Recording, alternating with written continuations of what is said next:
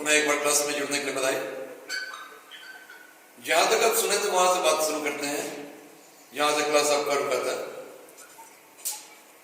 Cell is the functional unit, structural हो गया, मतलब चाहे जितने भी लिविंग थिंग है वो जिस चीज से मिलकर बनेंगे, चाहे प्लांट हो, लिविंग थिंग हमेशा दिमाग में बैठाइएगा और आपके बुक में भी हमेशा यही दिया रहेगा। कोई भी चीज सेल दिया रहेगा तो प्लांट का सेल, फिर सिंपल एनिमल का सेल, फिर कॉम्प्लेक्स का। जितने भी टॉपिक दिए जाते हैं, डाइजेस्टिव सिस्टम पढ़ेंगे, रिप्रोडक्शन पढ़ेंगे, बारी बारी से, हर जगह सिलेबस एक ही तरह से।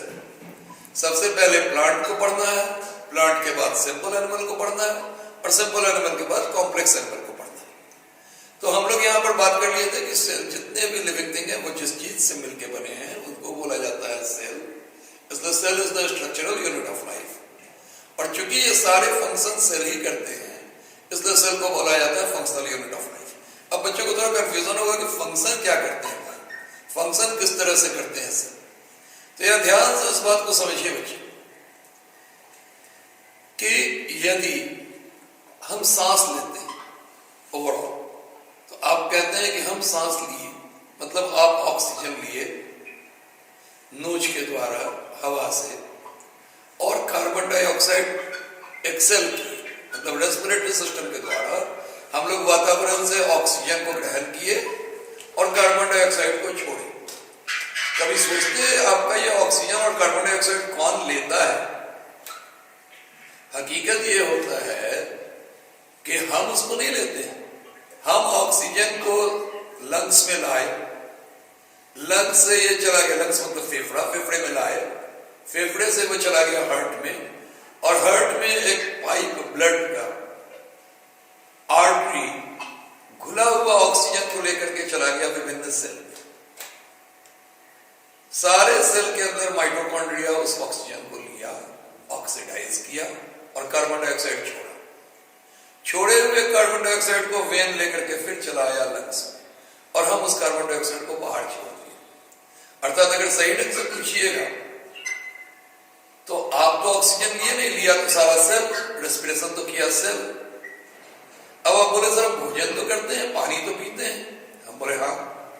अब ये भोजन कैसे करते हैं जरा इस पे भी ध्यान दें। आप जो भी चीजों को लेते हैं, चावल, दाल, सब्जी, इन सब चीजों को खाना खाते होंगे, भोजन करते हैं। सबसे पहले उसको जो है सो आप खाए माउथ में, मुंह में लिए, माउथ में च्यू किए, माउथ से वो गले वाली पाइप में गया ऑसोफेगस में, ऑसोफेगस से आ गया आपका स्टमक में, स्टमक से चलाया small intestine, then large intestine. अब यहां जो भी चीज आप खाए थे, चावल, दाल, सब्जी, जो भी चीज खाए थे, इसको बॉडी जो है सो अपने डाइजेस्टिव सिस्टम से बदल दिया, और बदल के चावल को बदल दिया कार्बोहाइड्रेट में, दाल को बदल दिया प्रोटीन में, उसमें डाले गए तेल और घी को बदल दिया फैट और में, और जितने सब्जी में बहुत सारी चीजें होंगी विटामिन और मिनरल्स, विटामिन मिनरल रखा दिया, और ये अब ब्लड में घुल जाएगा। इतना छोटा हो गया कि ये ब्लड में घुल जाएगा, और ब्लड में घुल करके चला गया सारे सेल में। तीन ही चीज हम लोग लेते हैं। आप कोई भी तरह का चीज खाइए, बॉडी तीन चीजों में बदल देता है, कार्बोहाइड्रेट, फैट और प्रोटीन।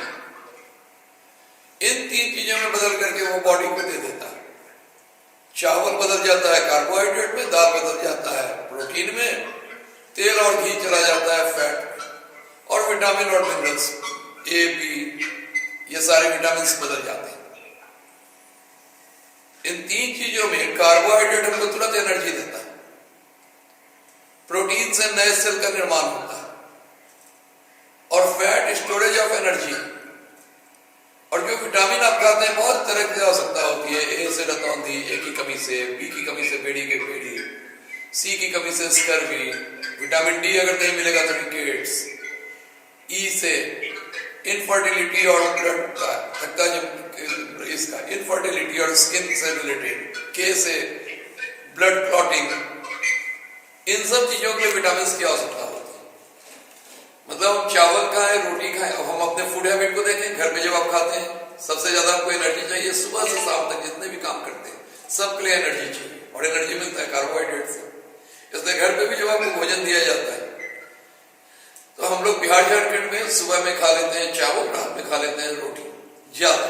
तो चावल का मतलब क्या हो गया, कार्बोहाइड्रेट ज्यादा खा। नए सेल के निर्माण के लिए थोड़ा सा खा लिया दाल, दाल क्या हो गया, प्रोटीन। और कम मात्रा में घी तेल खाते हैं, उसको रिजर्व के लिए रखे रहते हैं, फैट बन जाता है। और अलग अलग विटामिन खाते हैं। तो कहने का मतलब है कि जो कुछ भी आप खाए वो कहां चला गया, सेल में। तो सांस तो आप लिया ही नहीं, सांस तो ले लिया सेल। खाना तो आप खाए नहीं, खाना खा लिया आपका सेल। आप अचानक समझे कि आपको प्यास लगी, इसका मतलब सेल में ऑस्मोरेगुलेटरी प्रेशर कम हुआ है, सेल को पानी की आवश्यकता महसूस हुई और सेल ने आपको डिमांड किया, इसलिए आप माउथ से पानी पीना शुरू किया। और वो जो है तो फिर आपके वेन से होता हुआ ब्लड से होता हुआ पहुंच गया विभिन्न सेल में। मतलब जितना भी काम है वो सारा काम कर जाता है सेल। कभी सोचे हैं कि जब हम लोग खाना खाते हैं, अगर अच्छे भोजन कर रहे हैं तो उसका जो है तो बॉडी अच्छा हो गया, चेहरे पे चमक आ गई, ग्लेज आ गया, तो आखिर ये जो खाना खाते हैं ये पेट से ये चेहरे तक कैसे आता है? वही स्थिति है। जब आप बेटर फूड खाएंगे तो बेटर न्यूट्रिशन आपके सेल तक पहुंचेगा एंड आपका पूरा बॉडी ग्लो करने लगेगा, पूरा बॉडी अच्छा होता जाएगा। मतलब हम लोग कोई काम नहीं करते हैं, सारा काम कौन कर रहा है? सेल। क्योंकि हम लोग जो है सो सांस ले रहे हैं, लेकिन सांस ले रहे हैं बेसिकली सेल के लिए। हम लोग भोजन कर रहे हैं, लेकिन भोजन कर रहे हैं बेसिकली विभिन्न सेल को फीड करने के लिए। इसलिए सेल को कहा जाता है functional unit of life. Cell ही फंक्शन करता है, क्योंकि सारे फंक्शन अल्टीमेटली सेल करते हैं, इसलिए सेल को कहा जाता है फंक्शनल यूनिट ऑफ लाइफ। और जैसे हम लोग ये फंक्शन करते हैं, तो हम लोग जब फंक्शन करते हैं तो विभिन्न कार्य के लिए हमारे पास विभिन्न ऑर्गन होते हैं। जैसे खाना खाने के लिए माउथ, कोई सामान को उठाने के लिए हैंड, सांस लेने के लिए नोज, जिससे आप सांस ले रहे हैं, ऊपर से एक्सटर्नल एयर वैसे ही लेंगे। ठीक उसी तरह सेल के पास भी छोटे छोटे सब काम तो सेल को करते हैं। तो सेल को भी ये सब काम करने के लिए छोटे छोटे ऑर्गन होते हैं, और इन ऑर्गन को, इसको ऑर्गन नहीं बोलते हैं बल्कि इसको बोलते हैं ऑर्गेनल। ये छोटे होते हैं ऑर्गेनल, बड़ा होगा तो ऑर्गन। सेल इन सब काम को जिन चीजों के द्वारा करता है उन्हीं को बोलते हैं सेल के ऑर्गन्स। ये जो माइटोकॉन्ड्रिया है, गोल्गी बॉडी है, राइबोसोम है, सेंट्रोसोम है, न्यूक्लियस है, ये सब सेल के ऑर्गन्स हैं। सेल के जिनको बोला जाता है, चूंकि छोटे हैं सेल को बोला जाता है ऑर्गेनल, और ये अलग अलग तरह का काम करते हैं। जब आप क्लास 8 में पढ़े होंगे तो आप पढ़े होंगे, आप सारे बच्चे, कि mitochondria powerhouse of the cell. इसका मतलब है कि माइटोकॉन्ड्रिया सांस लेता है, अर्थात हम सांस लेते हैं तो मेरे पास है नोज, लंग्स, हार्ट और मेरा सर्कुलेटरी सिस्टम। और सेल जब सांस लेता है, सेल उसको यूटिलाइज करता है, तो उसके पास हो गया उसका mitochondria, powerhouse of the cell. हम सांस लेते हैं तो हम सोचते हैं कि हमको एनर्जी मिल रहा है, जबकि वही एयर, वही ऑक्सीजन जाता है सेल में और माइटोकॉन्ड्रिया उसको अब्सॉर्ब करता है, माइटोकॉन्ड्रिया से सांस लेता है तो भी एनर्जी मिलती है। अब यदि हम आपसे पूछें कि वास्तव में काम कौन किया, वास्तव में सांस कौन लिया, आप लिए या आपका सेल लिया, तो क्या जवाब देंगे आप? सेल। इसका मतलब है कि जो आप सोच रहे हैं कि हम सांस ले रहे हैं, वो बेसिकली आप सांस नहीं ले रहे हैं, वो आपके बॉडी के मिलियंस ऑफ सेल के लिए आप जो है उसको ऑक्सीजन दे रहे हैं, और सांस ले रहा है सेल। जो आप चावल दाल सब्जी खा रहे हैं वो बेसिकली आप नहीं खा रहे हैं, आप उसको डाइजेस्ट कर देते हैं। डाइजेस्ट करना मतलब जिन चीजों से मिलके बना उसमें बांट देते हैं, protein, carbohydrate, fat, vitamin, mineral में बांट देते हैं, और वो चला जाता है विभिन्न सेल में, और सेल उसको एब्जॉर्ब करता है। तो अगर ध्यान से समझेंगे तो यहां समझेंगे, अब जब आप भोजन करेंगे तो ये जो protein, carbohydrate, fat, vitamin, mineral है, ये कन्वर्ट करके ब्लड जो लेके जाता है, वो आपके अंगूठे से लेकर के सिर तक हर जगह जा करके वहां पर जो है सो वो इसको पहुंचा देता है, और ये भोजन आपका पूरे बॉडी के मिलियंस ऑफ सेल तक पहुंच जाता है। तो अगर ध्यान से देखेंगे तो ये भोजन भी कर रहा है सेल, क्योंकि सारा फंक्शन सेल ही करता है। इसलिए हम लोग कहते हैं cell is the functional unit of life.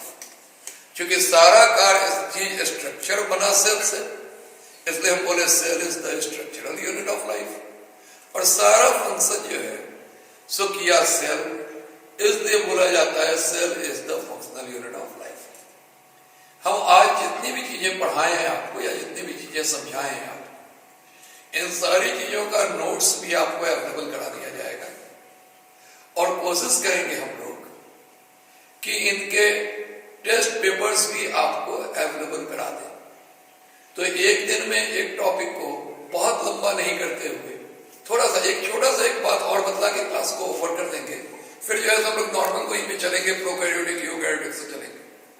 एक छोटी सी चीजें आपको याद करवा देते हैं और आप यहाँ पे उसको याद करेंगे, सोशल का एक छोटा सा टॉपिक। और नेक्स्ट डे जब कभी मिलेंगे या आप अपने सर से जब कभी भी मिलेंगे तो सर को ये नोट्स दे करके वहां पर बना करके भेजिएगा। एक छोटा सा क्वेश्चन आपको 2 मिनट के अंदर याद करवा देगा। आप जानते हैं कि पूरे दुनिया में जितने भी जगह जो भी लोग भोजन कर रहे हैं, सारा चीज कर रहे हैं, उसके लिए जिस चीज की आवश्यकता होती है उसको बोला जाता है कृषि। जब आप कोई फसल उपजाएंगे तभी ना उससे भोजन करेंगे, चावल दाल सब्जी जो कुछ भी। तो कृषि को कहा जाता है एग्रीकल्चर।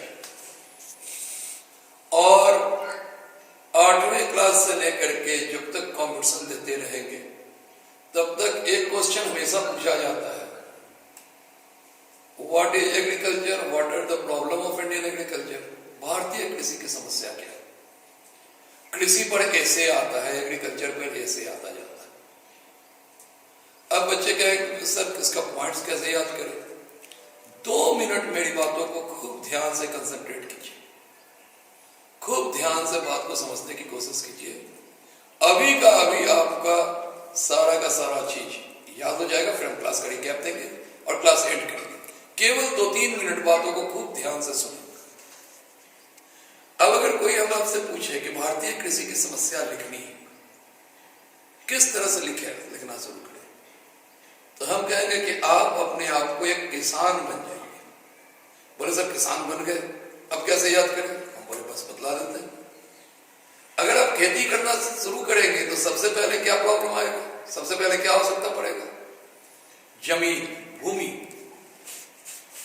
पहला भूमि की समस्या, कहीं पर भूमि छोटी छोटी भूमि हो गई है लोगों की, उसमें वैज्ञानिक सिस्टम से आप खेती नहीं कर पा रहे हैं क्योंकि लैंड छोटा है, उसमें ट्रैक्टर नहीं चल पा रहा है। कहीं भूमि की उर्वरकता खराब है, कहीं भूमि में जो है कि फर्टिलिटी बहुत अच्छी नहीं है। तो पहली समस्या हो गई भूमि की। अब अगर आप खेती करना चाहेंगे तो भूमि के बाद दूसरा चीज क्या डालेंगे उसमें, पानी। किसान है, आप खेती करना चाह रहे हैं तो सबसे पहले भूमि, भूमि के बाद दूसरी चीज जो उसमें आप डालेंगे वो डालेंगे उसमें पानी। तो दूसरा हो गया पानी की समस्या। अब इंडिया में देखिए हर जगह सिंचाई का सुविधा नहीं है। अतिवृष्टि, अनावृष्टि, बहुत ज्यादा बारिश हो गई, बहुत कम बारिश हो गई। अतिवृष्टि, अनावृष्टि, कहीं पर सिंचाई की सुविधा है, कहीं पर सिंचाई की सुविधा नहीं है। कहीं का वाटर लेवल बहुत ज्यादा नीचे है, कहीं पर पानी उपलब्ध नहीं है। तो दूसरा प्रॉब्लम हो गया पानी। मतलब अगर किसान बने तो पहला प्रॉब्लम भूमि पर लिखना है, दूसरा पानी। अब उसमें क्या डालेंगे आप, सीड, बीज डालेंगे ना खेती करने के लिए। तीसरा चीज तो लिखेंगे उन्नत किस्म के बीज का अभाव। उन्नत किस्म के बीज नहीं, उन्नत किस्म के बीज का अभाव। फिर जो है तो जब सीड डाल देंगे तो उसको आगे बढ़ाने के लिए आपको डालना पड़ेगा सीड के साथ साथ उसमें और आगे डालेंगे तो उसमें डालना पड़ेगा फर्टिलाइजर। तो हम लोग कर क्या रहे हैं कि नाइट्रोजन, पोटासियम, फॉस्फेट वगैरह चीज हम लोग डाल देते हैं खेती में और उससे उर्वरकता शक्ति खत्म हो जाती है। फॉर एग्जाम्पल अगर आपको विटामिन सी की आवश्यकता है तो आप उसको नींबू से, हरा मिर्च खा करके भी अपने बॉडी में विटामिन सी को अवेलेबल करवा सकते हैं। और अगर चाहें तो विटामिन सी की गोलियां खा करके भी अवेलेबल करा सकते हैं।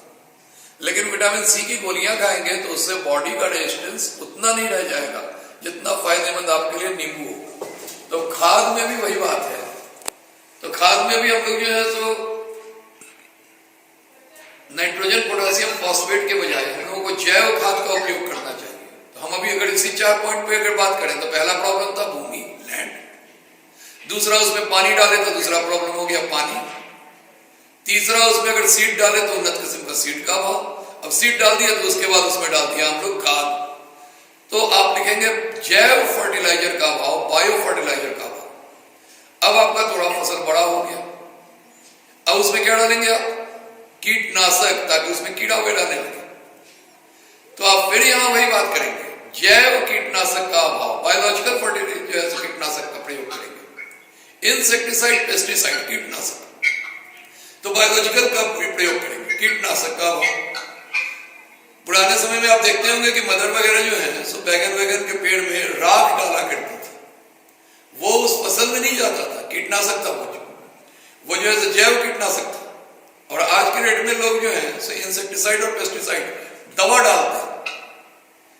तो ये हो गया कीटनाशक। मतलब भूमि, पानी, फिर उसमें बीज डाले तो बीज डालने के बाद आप जो है सो उसमें कीटनाशक।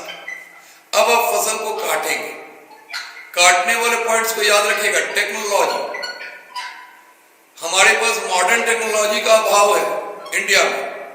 हम लोग परंपरागत तरीके से खेती करते हैं। अगर मॉडर्न टेक्निक से करें तो हम लोगों की फसल बढ़ जाएगा।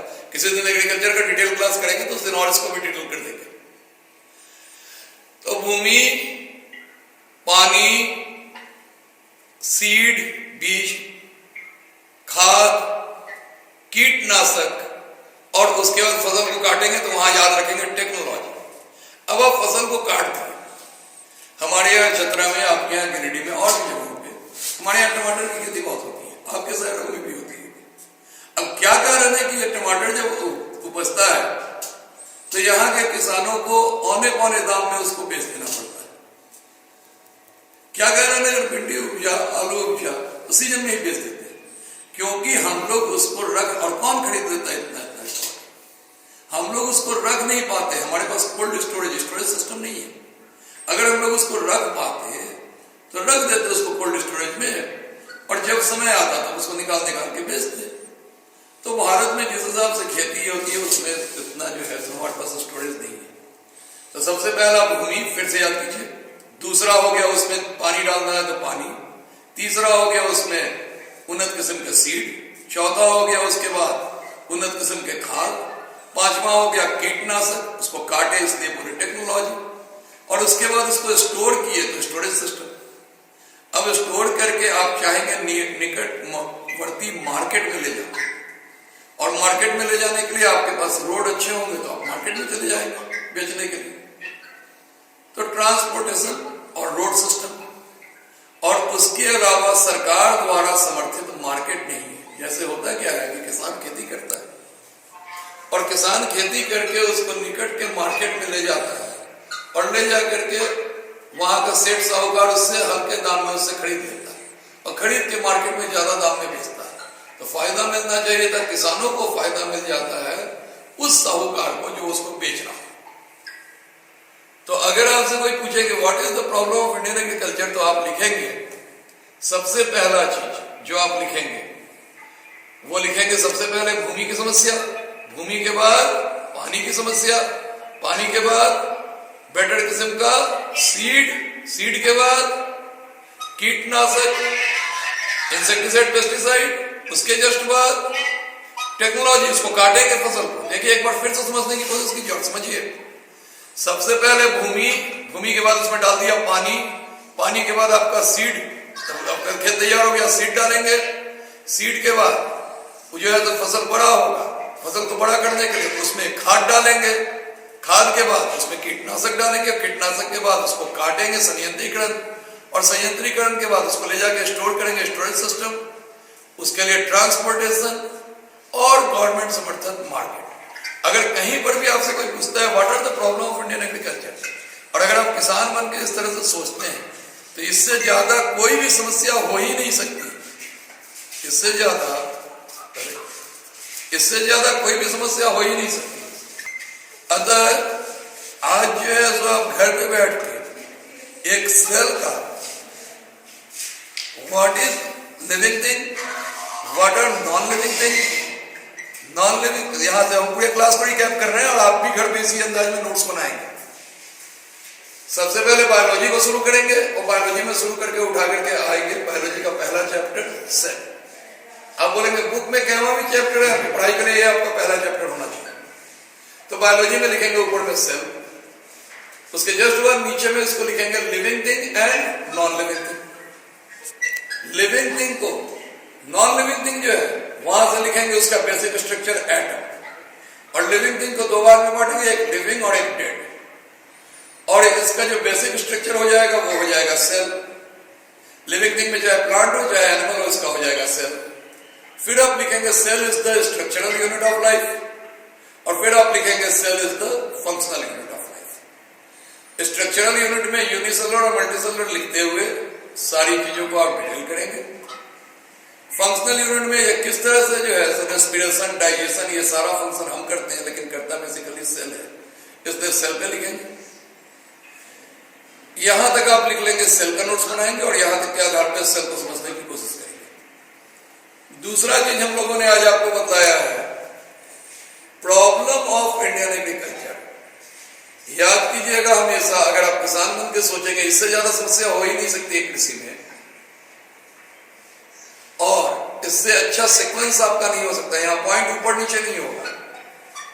सबसे पहले भूमि, बोलिए आप मेरे साथ, सबसे पहले भूमि की समस्या, लैंड की समस्या, भूमि। दूसरा सिंचाई या पानी, पहला भूमि,